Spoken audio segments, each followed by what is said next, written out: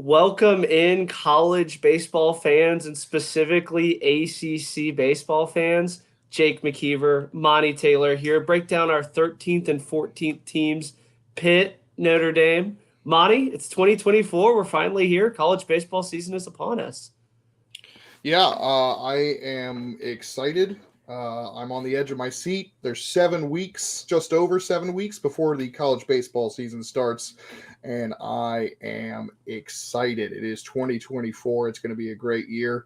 Uh, I see that you got a nice new sweatshirt there Yeah, representing. this is a good segue into our last place pick here. Pitt Panthers, northern team in the ACC, really kind of struggled last year. 24 and 31, 10 and 18, beat Notre Dame in the ACC tournament, swept Cal, beat UVA twice, beat West Virginia once, but if you remember, or not West Virginia, Wake Forest, but if you remember correctly, they kind of came back on the back end of that. How are we feeling about Pitt this year, Monty?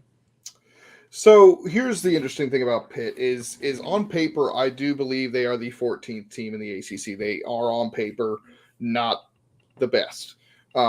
However, I still think that this is a team that can cause some problems. As we just went through, they're actually 5-1 against Virginia over the last two seasons, and they've gotten some wins over, like we just said, Wake Forest. They swept Cal. These are some pesky teams. There's a reason they're really fitting in with that Gritzberg name. And they have made the ACC tournament 3 times in a row under Mike Bell, who's a fantastic coach. The question is, who is going to underperform enough to get Pitt back to being in one of those top 12 teams, get back to the tournament? Because the ACC is wild. Somebody's going to underperform, take a step back, and I think Pitt doesn't actually finish 14th. I think they're actually going to finish higher than that, whether it's 13th or 12th and they sneak into the ACC tournament.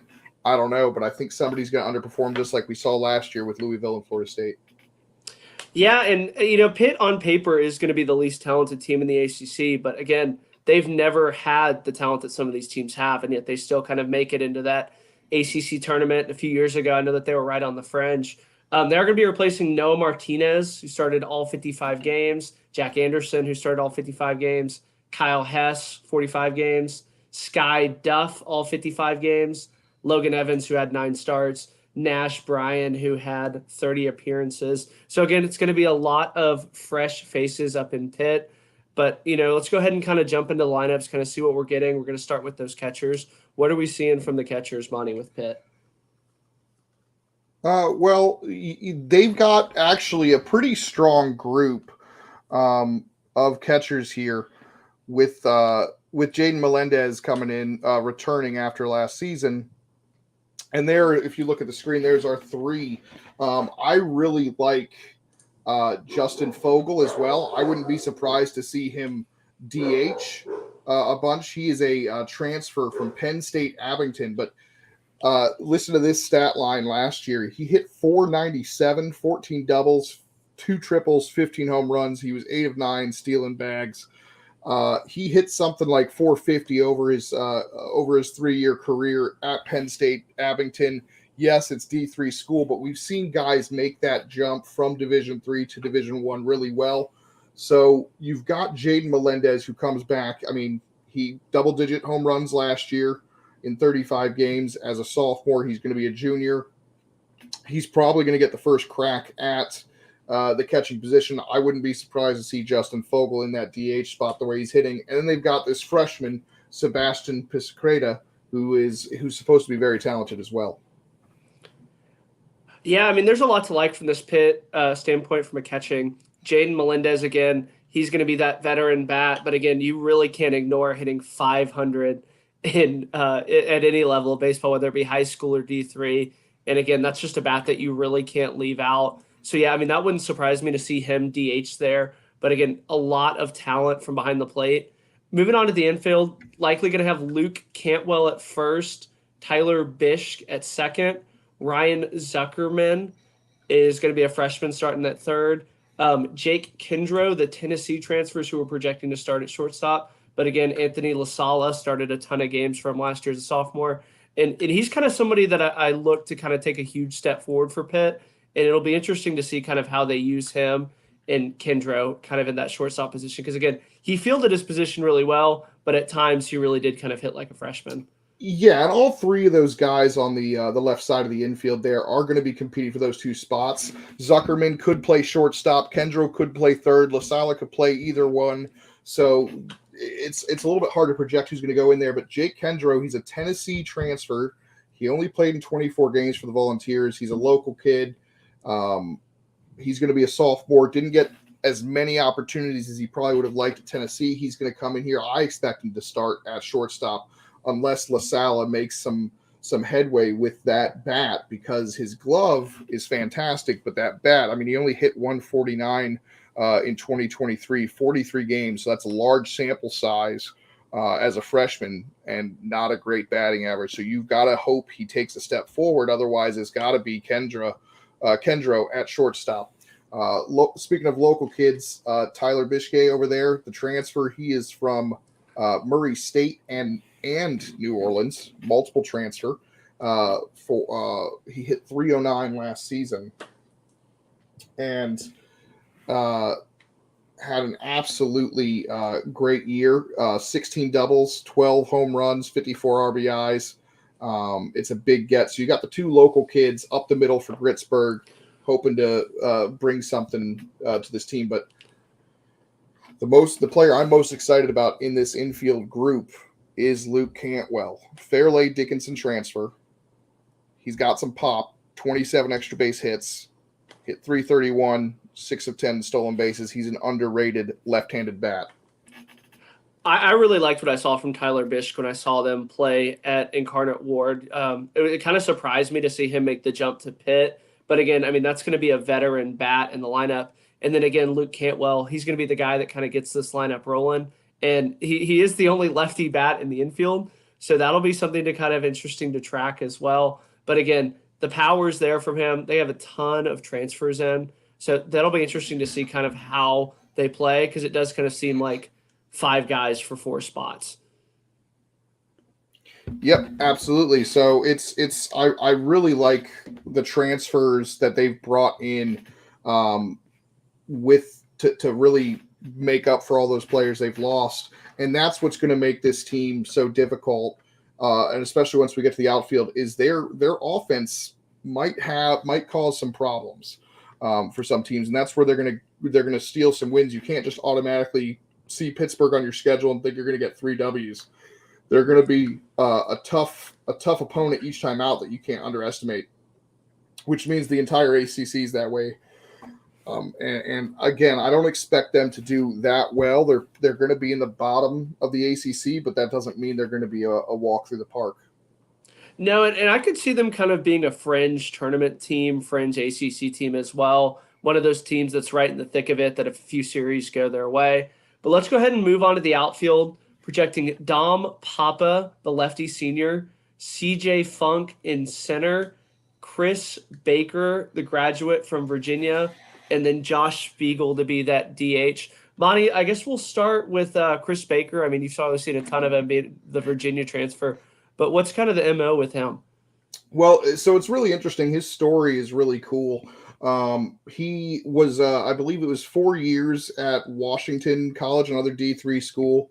He was getting his master's at Virginia, decided to, let the Virginia coaching staff know, hey, if you guys need another bat, I can play. And they said, you know what, why not? And he played in 27 games for the College World Series, appearing Virginia Cavaliers. Was a really big pinch hit bat. I didn't see him play the field too much, but the highlight of his year came in a walk-off against Florida State at home. He singled and was a huge piece for Brian O'Connor off the bench there. I thought he was out of eligibility. He's obviously not. He's here at Pittsburgh. He's gonna bring a nice bat. The question is whether he's gonna get the same amount of playing time as some of the other guys. CJ Funk, obviously, he's going to be your main bat that's come back from last season, 55 games. He's the only guy who played over 50 games for Pitt that's coming back. And then you've got Dom Papa, who's another guy who, like Anthony LaSala in the infield, needs to take a step forward. He only hit 191 last year with 5 extra base hits in 39 games. But I do like the 2 transfers, or the 3 transfers, excuse me. Yeah, I mean, we did kind of gloss over Turner. I think it's Growl from Youngstown State. That's another bat to watch out for. Hit 272, 9 doubles, 3 home runs. And I feel like he kind of fits really good into how Pitt is kind of trying to build their program. Really kind of gritty gap-to-gap player. And it wouldn't surprise me to see him kind of get the start over Dom Papa in that left field spot. Yeah, I know we have currently what we show on the screen is that Dom Papa will be starting, but there's no way that Turner Grau's not going to be starting. Whether it's if he's not in the field, he's DHing, which again I would imagine with his athleticism he's going to be starting. Somebody else would be DHing. But I mean, 15 stolen bases at Youngstown State. I mean, this is a top of the order guy that I really like. So. And then Josh Spiegel, Penn State transfer, another just solid, underrated pickup. And again, they have the lineup, I think, to go in and beat some of the upper echelon of the ACC. And they're going to play spoiler in a lot of these big ACC series because when you look up and down this lineup, I mean, there's really not a lot of holes. And we'll kind of transition into probably the big question mark for Pitt. Well, before we do that, I mean, I just want to take a look real quick. If you look real quick though, at the number of names on here, one of their weaknesses, as you can see, there's not much depth beyond these guys. And when we talk about Notre Dame later, you're going to see a lot more names on there. Part of that is also the number of question marks that Notre Dame has options wise. But you'll notice there's not a lot of depth. Basically, we've got 5 bench guys on here. One of them has to be the DH. So you really only have 4 bench guys showing on this screen. So if there's some injuries, there's going to be guys that need to step up. Yeah, and again, Dom Papa, Anthony LaSala, those are 2 guys that hit sub 200, and I don't see their bats staying in the lineup if they're going to do that again, just with the talent they brought in. So again, this might be a Pitt lineup where, you know, what you see is what you get. 9 crazy, gritty guys just trying to get the win, and I guess that's going to be Gritzberg in 2024. Yeah, absolutely. What a glorious field there in Pittsburgh, Monty. Yep, yeah, it is. It's a lot better than it's not the worst. And you saw it recently, right? Yeah, I was up there over Christmas break. Great turf, great location right there in Oakland, Pittsburgh. I might have to make it up there for a game. Pitt might be my new kind of wagon team this year. There you go. We're going to go right into the rotation here. So this gets a little bit trickier with who you're going to try and project. They've got options. So it's going to be interesting when we talk about Pittsburgh because their weakness, as Jake alluded to a little bit earlier, is going to be this pitching staff. But they are, and forgive me if I butcher anybody's names, especially when I saw Sokol's name, I'm like, I'm pretty sure I know how it's pronounced. I've seen him pitch live many times. But he's going to be the guy he's the one guy that I'm sure is going to be starting in this rotation. He's probably going to be the Friday night guy. They brought in Ryan Andrade. I'm hoping I'm saying that correct. From Rhode Island. He was Rhode Island's kind of closer stopper guy. He's going to get a chance at the rotation. He could also go into the bullpen. And then I just felt like the best ranked prospect is Aiden Coleman. I thought he would probably get the opportunity to start, even though somebody like Kyle Mosley, who made, I think, double-digit starts for Pitt last year, probably goes to the bullpen. And just, I wonder what your thoughts are on this rotation, or if you think maybe Kyle Mosley would be the guy or one of the other bullpen pieces. I think when you kind of look, I think Aiden Coleman's going to get a chance to prove his stuff on a Tuesday night kind of scenario, and I could see him working his way into the back end of the bullpen. But again, Kyle Mosley, the senior coming back, I know that the ERA isn't really that exciting, but he was the guy for him last year. But again, there's a ton of question marks when you look up and down this Pitt's rotation. It seems like no spot is kind of spoken for, and it really is going to be who goes out there and pitches. You know, Ryan Andretti, I mean, he's got electric stuff. That I know I'm probably butchering it as well. He's got electric stuff as a transfer. He's going to be a guy. But again, he's moving from the bullpen into the rotation. So is that something that you see kind of transitioning, and or is that something that they leave him in the bullpen? But again, they have the pieces there to kind of put stops in. But again, there's going to be a ton of question marks on this Pitt rotation. Right, right, and that is the question. Like, and it's interesting. I talked about Sokol and how much I'd seen him pitch. His ERA wasn't great either, and yet I saw him make some outstanding starts. So you got to remember that with some of these ERAs, they are bloated by a couple of starts sometimes. So you do have guys that can go out and throw, 1 or 2 run games, but get bloated when they get crushed in a certain other game. So, but. Andretti is an interesting one because he's not just making the jump from the bullpen to the rotation. He's making a jump from Rhode Island to the ACC, the Atlantic 10 to the ACC, which is a very big difference. Remember, the Atlantic 10 had one of the worst teams in the tournament last year with George Mason making it in. I think they were pretty much the 64th seed. And George Mason's a great school. I love them, but they were the 6th seed in the Atlantic 10 tournament. They won the tournament, so they went and got the right to play Wake Forest, and they did win a couple of games in the tournament, but the Atlantic 10 is not the ACC, and so he's got to make that jump from the bullpen, and he's got to make that jump in competition. Yeah, and that'll be something to track too, kind of how they use them. And again, like you mentioned, we've seen it a lot with hitting when the jump up. A lot of guys make those jumps, but the pitching, I mean, it really does kind of turn into 50-50 what you're going to get with guys that, stuff that works at the A10 level might not work at the ACC. And as we'll, get into as the coming weeks kind of come on, I mean, there's so many deep lineups in the ACC. I mean, you really do have to fight for every single out. Yep. And now we can transition right into the bullpen arms. We mentioned Kyle Mosley. I projected him here as a guy who's going to be kind of your swing guy, but Kyle Mosley, Ryan Reed, Rubio Candelario, even Matthew Fernandez to a certain extent, those are all guys that might get opportunities to start. But right now I'm looking at them being bullpen pieces. Obviously, Kyle Mosley, we talked about with his big ERA and all the starts he made last year, but I'm hearing a lot of good things about Ryan Reed, possibly getting a job at starting. He had a really good summer league performance. But you really got to see, again, like we talked about with 2 guys on the hitting side in La Sala and Don Papa, you want to see people like Matthew Fernandez and Rubio Candelario really take step forwards on the pitching mound. Yeah, look for Ryan Partridge to be another name to watch. He's going to be the lefty out of Penn State. He's kind of making that transition a little bit west.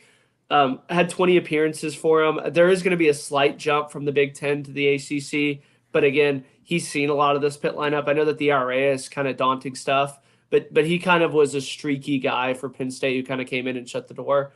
And again, not seeing a ton of lefty arms out of the bullpen for Pitt, which is something to kind of watch out for as a lot of these teams kind of go lefty-heavy lineup, obviously with Wake Forest, with Kurtz. But again, you're going to have to try and find outs with a lot of these guys, and I think Ryan Partridge is going to be the lefty name to watch.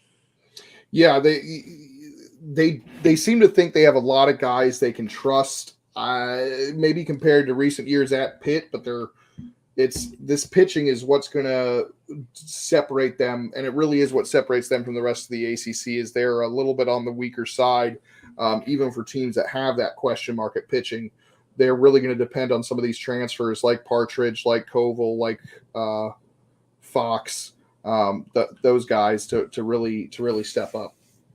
Yeah, and then the Ryan Reed, I mean, his sample size is so small last year. I know that the ERA is very low, had 4 strikeouts, but again, how does he kind of deal with an extended workload? Because I think that is somebody that they're going to have to lean on heavy, and kind of how his arm holds up as the Pitt season kind of rolls on. And it's interesting because I feel like, and again, a lot of what they like about Ryan Reed is how he performed in the summer. But I feel like with some of the pitching in the summer league, it can be a little bit misleading because it's such limited sample size. You're not going out there and throwing 6-7 innings like you would in the regular season. And it's just kind of I don't know. It doesn't seem to necessarily correlate over into the regular season as much as the hitting when you do successful hitting in the Caper or in the summer league. And it doesn't seem to correlate to the same extent.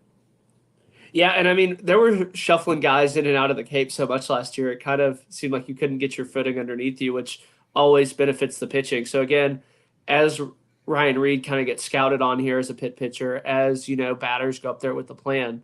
How is he kind of going to react to that? And that's going to be one of the stories of Pitt is how many outs they get from this bullpen. Absolutely, and it's going to be fun to watch because they're gonna score some runs on the lineup side. We talked about all those transfers, but the question is what kind of stuff are they going to get out of their starters? I'm really excited to see. Of all the names on this list, including the rotation, I'm really excited to see that freshman Aiden Coleman get an opportunity. And then, of course, Ryan Andretti, wherever he plays, if he goes into the bullpen, that's going to be a big piece. Obviously, their two best pitchers last year, Logan Evans and Nash Bryan, were two guys that came out of the bullpen.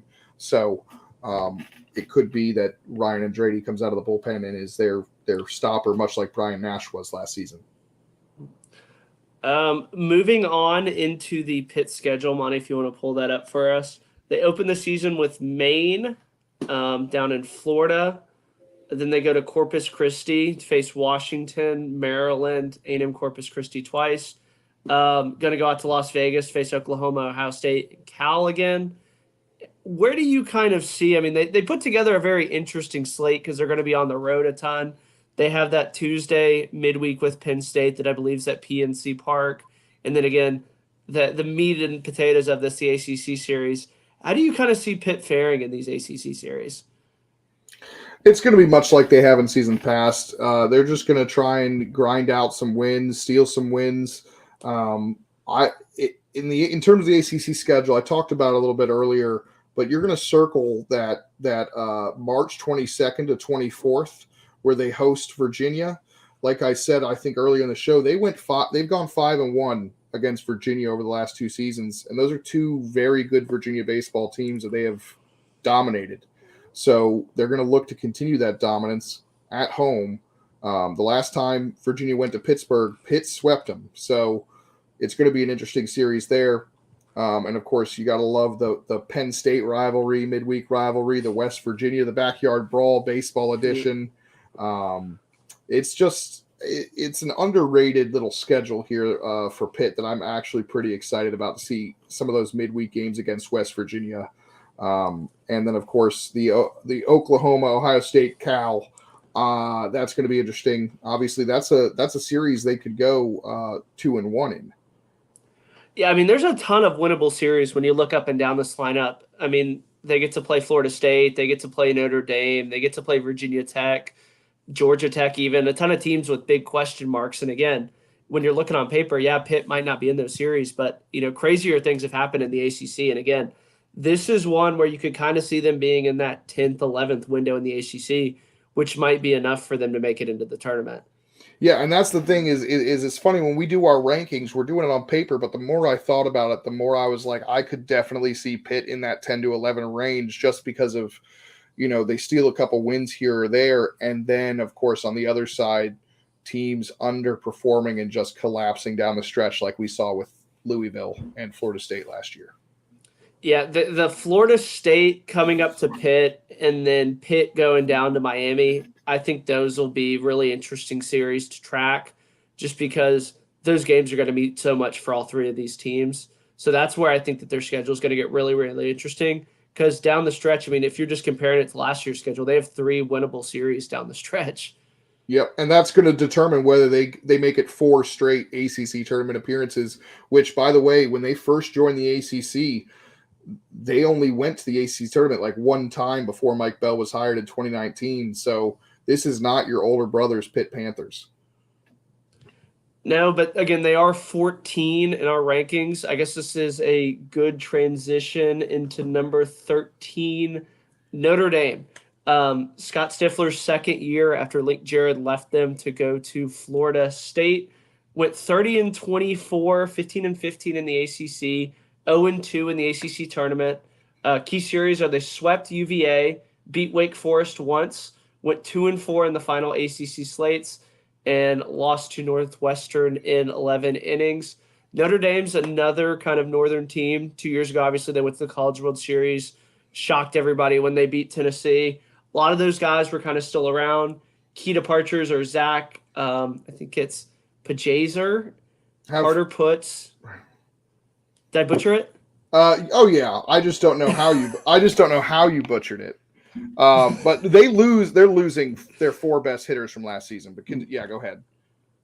Yeah, Carter Pruitt, Brooks Coatsy, Vinny Martinez, Aiden Tyrell, Blake Healy, Willa Mercer. So a lot of the guys that kind of stayed after Link Jarrett left. This is going to be, I think, Scott Stifler's team for, I think, the first time at Notre Dame. And that's going to be kind of what we need to track is, Link Jarrett's probably one of the best coaches in college baseball right now. And anytime you have to go and replace his shoes, that's going to be a challenge for Scott Stifler, and especially convincing people to go to Notre Dame to play Southern teams. I mean, that's always going to be a challenge.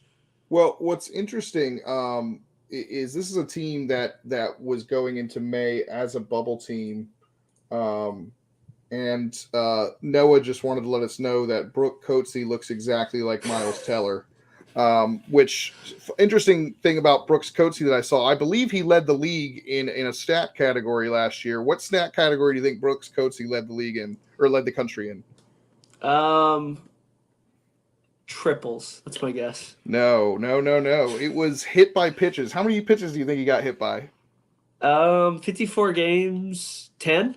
31. What? Did he piss somebody off? I don't. I had to double check that stat. I saw it as I was going through, and I went, "What?" And I had to Google to make sure that wasn't a typo on Notre Dame's website. He got hit 31 times. One game apparently last season. He got hit 4 times. So Jeez. his on base percentage was enhanced big time. I don't know if he's standing over the plate. Or what's going on, but that I just thought that was an interesting little tidbit about a departing player. All those players except for Will Mercer were either drafted or graduated. Will Mercer has gone on to the University of Texas, Austin, so he's going to be a Longhorn. Yeah, that's definitely going to be a transition from Notre Dame to Texas, from Oh South Bend to yeah. Austin. But we'll kind of get into more of that on the Texas show. Let's go ahead and jump into the lineup. I mean, as Monty kind of alluded to in the Pitt thing, I mean, there's a ton of depth and a ton of questions marks for this Notre Dame team. We're projecting Joey Spence, a lefty junior, only played 8 games last year, but again, in a limited sample size, hit pretty good. Uh, Tony Lindenwell is another name to watch out for. Davis Johnson, Carson Tinney, and Troy Reeder are the other names to keep an eye out for from a Notre Dame catching standpoint. Again, there's a ton of names here, ton of kind of diversity, older guys, younger guys. Who do you kind of see separating from, a very crowded catcher's room here, Monty? So obviously we've got Joey Spence in there. I think he's going to get the first shot, but Davis Johnson is a freshman. I think he's got the bat to do it.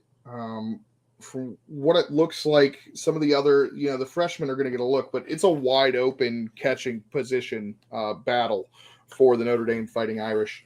So I think Joey Spence is going to get the first crack at it.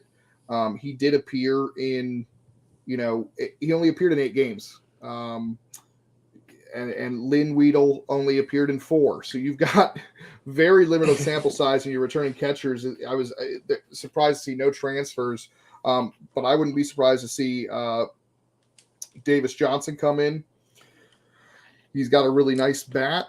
Yeah, Davis Johnson was kind of the name that everybody was kind of to watch out for. And again, he's got a pretty smooth swing from the the left-handed side. So he's going to kind of provide a little, diversity in that aspect of, the righty-lefty splits. But again, this does kind of feel like Joey Spence's job to lose from a Notre Dame standpoint. At least to start the season, for sure. To start, yeah. And then Troy Reeder is going to be a little bit more of a guy who can play other positions. You might see him in the outfield as well.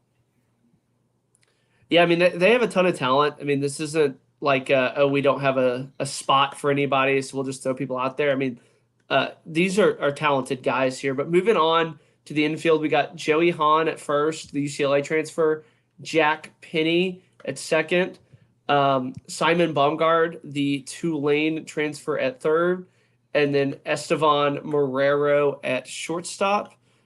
Casey Kmet, we're going to have him backing up, but a name to watch out for.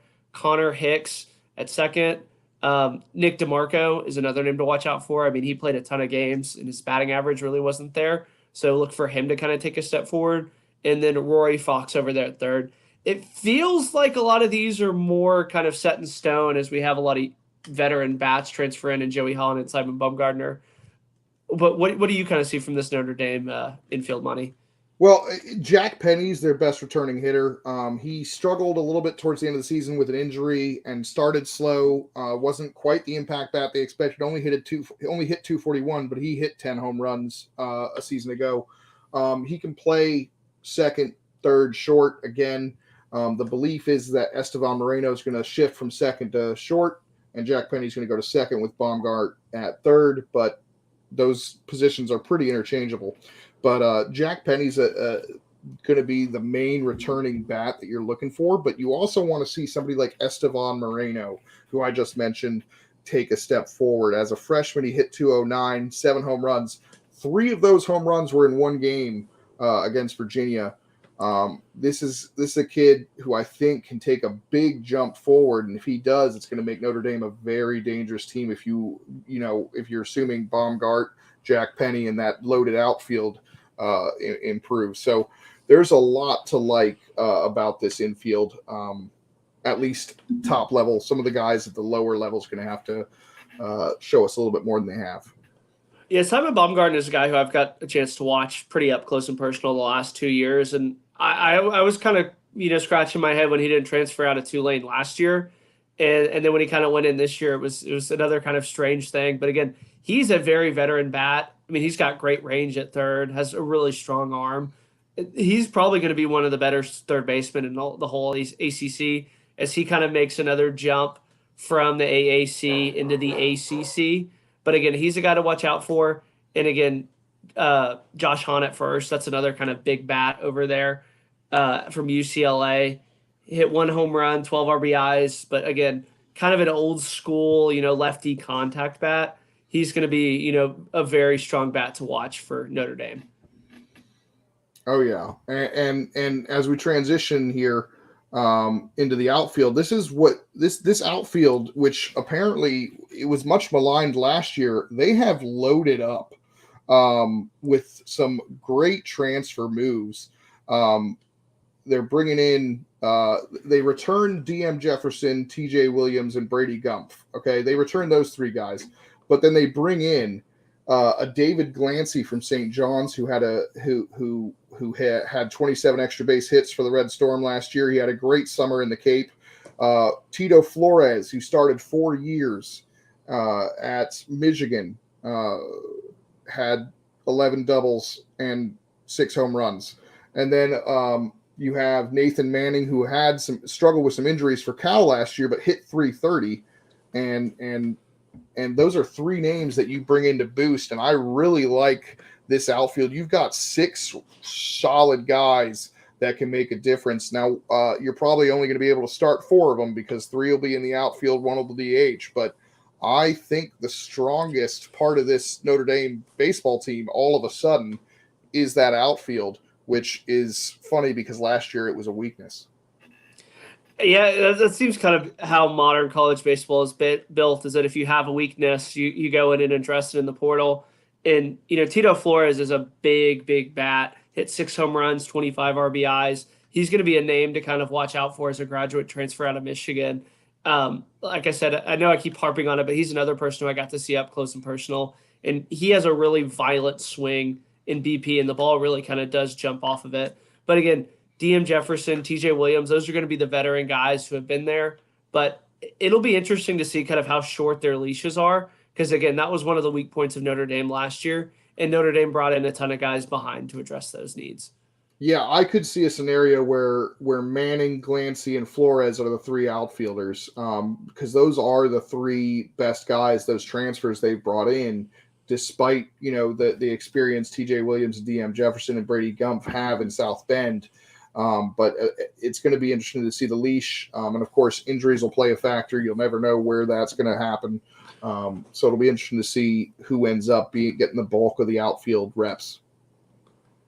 I mean, they have one of the more talented outfields. But, again, as we transition, the pitching staff, Um, and we get a great look at that not as glorious stadium when you compare it to Pitt, but still kind of one of the modern cathedrals of baseball there. Uh, Monty, why don't you walk us through kind of the projected rotations here? Okay, so the only guy they're bringing back with much starting experience is Jackson Denny's. He pitched in out of the rotation a lot last year. He didn't have a super long leash when he did start. He only had 46 innings in 14 appearances, 13 of those starts. His record was 0-4 despite a 3.11 ERA. I imagine the games that Notre Dame won when he was on the mound probably came when he was getting pulled before the fifth inning or something, or they won late. But he's going to get the nod on Friday nights, but it's a big question mark for the rest of the rotation. David Lally Jr., he made 6 starts for them last year as a freshman, didn't have the best stuff. He actually walked more guys than he struck out, 16-14, had a 5.29 ERA in 17 innings, but he should take a step forward now in his second collegiate season. And then the other guy we're looking to take a step forward is Caden Spivey. He made most of his appearances last year out of the bullpen, only 1 start, but decent numbers when he did come out there. 35 innings. There's going to be some other options there, including Matt Bedford and Radick Burkholz, but it's going to be an interesting situation pitching staff for Notre Dame, and they may pull down. They did this a lot last season, what we saw Duke do a lot of last season, where they had basically openers every game. Aiden Tyrell, who was kind of their staff ace last year, only started 6 games. Most of the time he was coming in later, and so Sean Stifler could utilize that kind of strategy as well. Yeah, Caden Spivey was, I think, kind of an eat 'em up kind of guy innings, so that'll be a storyline to watch. Is kind of how he transitions. I know a lot of guys out of the bullpen make that transition pretty easy, but again, he's going to be their Sunday guy. David Lally, again, like you mentioned, the walks. The stuff is electric. It's just you don't know where it's going to be. So that'll be something to see. Kind of, did he work on that in the summer? Did he work on that in the fall? To kind of track. And then Jackson Dennis is going to be the senior, going to be the ace. Monty, I think we finally got our first ace where we know our Friday night guy is going to be. And again, as you kind of pull up those bullpen arms, something to kind of watch out for is there doesn't appear to be any lefties in this bullpen. Yeah, I mean they've got left-handed guys on the roster, but these are the key bullpen arms, and as you can see, there's not a single left-hander on here, so they're going to have to figure that out. But the name I really am intrigued by on here is Bennett Flynn.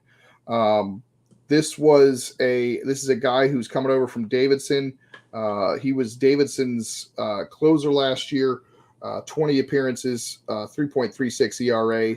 He's probably going to be sliding into that closer position. And then, of course, Radick Burkholz, who is going to be in the conversation for starting. Those are your 2 big arms, I think, coming out of the bullpen first for the Irish. Yeah, Matt Bedford's another name to kind of watch out for. He was kind of up and down. I know the ERA is going to be something glaring that you look at, but again, he really struggled with the walks as well. If that's something that he can kind of get it under control. And then Nate Hardman didn't pitch at all in 2023, but coming over from Evansville, that'll be another one to kind of watch to see how much they use him. Because again, it's a long, long season as you're searching for outs, and especially in the ACC. Right, and you just reminded me. Speaking of which, Jack Finlay, who is a big arm for them in recent years, he should be back sometime in March. He's coming back from Tommy John surgery, so we have no idea how effective or utilized he's going to be. But he will be part of the team as well, and that'll be a big boost if he can provide what he has in the past. Notre Dame's actually going to be one of those teams that I see bright and early as we kind of transition into their schedule. Going to be probably one of the first teams I see as they come down to play at Rice. That's going to be an interesting series to kind of watch out for.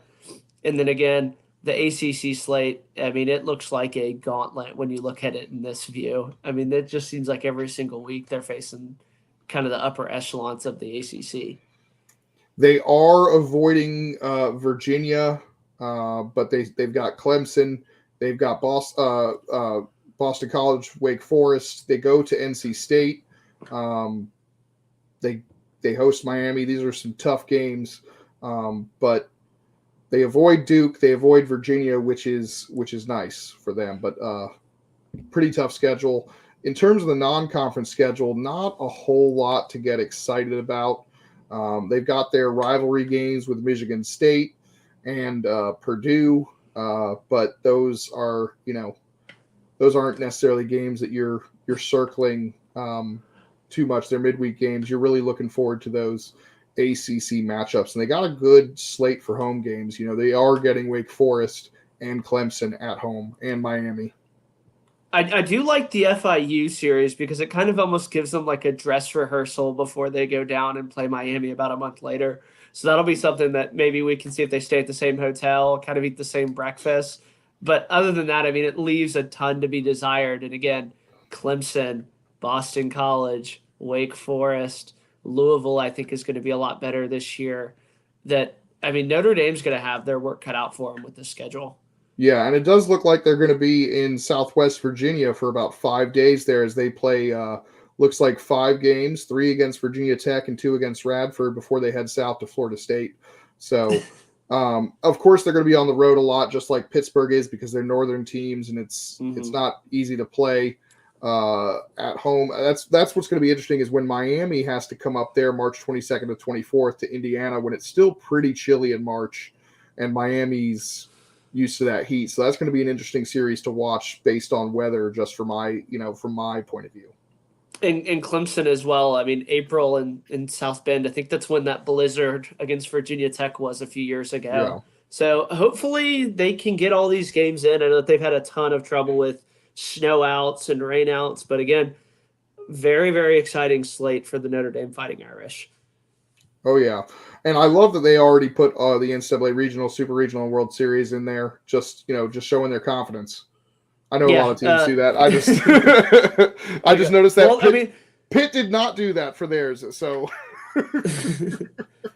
well, I mean, they have been to Omaha pretty recently too. Yeah, 2 years ago, Link Jarrett on his way out to Florida State, and so they were they runners up? No, third. No, A&M. They were 5th. A&M eliminated them. Because I remember a Notre Dame beat writer asked Link Jarrett about leaving to go to Florida State, like immediately after they lost, and he was like really uncomfortable by the question. All right, so we're going to talk about overall thoughts as we wrap this up of the two teams. Now, it just so happened that this coincided with our 14th and 13th ranked teams that we did a couple weeks ago in the preview show. That's not always going to be the case. Next week is going to be Georgia Tech and Boston College. I don't think those were the 12th and 11th ranked teams, so just keep an eye on that. As we discuss the rankings, we're going to have to remind ourselves the way we've organized this. But every Wednesday night, I had Pitt at 14 for reference and Notre Dame at 12. So for reference, I do kind of think that they're going to be at the bottom. But prediction time, Monty, what's the ceiling of Pitt, and then what's the ceiling of Notre Dame? The ceiling for Pitt, I think, if their pitching does well, I don't think they're going to do a Boston College or what Boston College did last year. They're not going to all of a sudden be an NCAA tournament team, I don't think. I think their ceiling is probably about 9th or 10th. That's the absolute best case scenario. Obviously, the floor is going to be that 14th and 5 wins or less in the ACC. If everything goes wrong, yeah. I'm going to say 10 is my ceiling, and then 12th is my floor. I mean, I think that they've had less talent in years past and still gone to the ACC tournament. I don't know who's going to flop out of the ACC yet, someone is.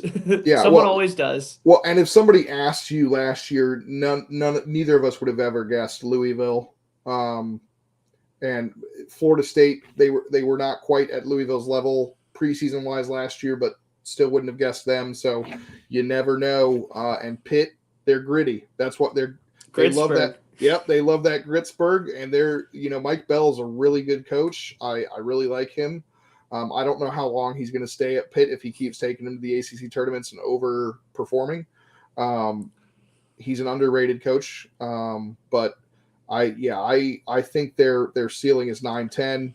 Obviously, if lots of stuff goes wrong, I think they do finish 14th. But segueing into Notre Dame. Notre Dame could make the NCAA tournament. I think if their ceiling, if they have a really good year, it's going to be tough. It's an uphill battle in the ACC for sure, but games aren't played on paper. So if that outfield and the Simon Baumgart, who's a great Tulane transfer, comes in there and their pitching comes together, I think they're an NCAA tournament team. Their floor again is missing the ACC tournament. Yeah, and I'm not going to be as high on them. I think that their ceiling is again the ACC tournament. I could see them kind of in a 10th or 11th range, and their floor is definitely last in the ACC. I mean, they have the lack of pitching to kind of be down there. But the one thing to track, and this will be a common theme with all of our ACC teams, is how many teams hit their way out of these bad pitching situations. And Pitt and Notre Dame both have the hitting talent to kind of hit their way into, 7, 8, 9 runs a game. Oh, absolutely. Yeah, it's going to be a fun season. I can't wait. These are the first two teams we've done. Next week, we are going to hit up, I think I just mentioned it, Georgia Tech and Boston College. Boston College, of course, the surprising team of 2023. We'll see if they can do it again. New coach. And then Georgia Tech has an exciting new freshman that we're going to talk about and a reloaded roster. I'm excited to get in, kind of deep dive and get to know these teams a little bit more. 7 p.m. Central, 8 p.m. Monty Standard Time. We'll have some graphics out there. But again, any questions that you have about Boston College or Georgia Tech, just feel free to shoot them our way. Once again, this has been Jake McKeever and Monty Taylor with College Baseball Central, the ACC preview. Thanks for tuning in with us. Thanks, guys.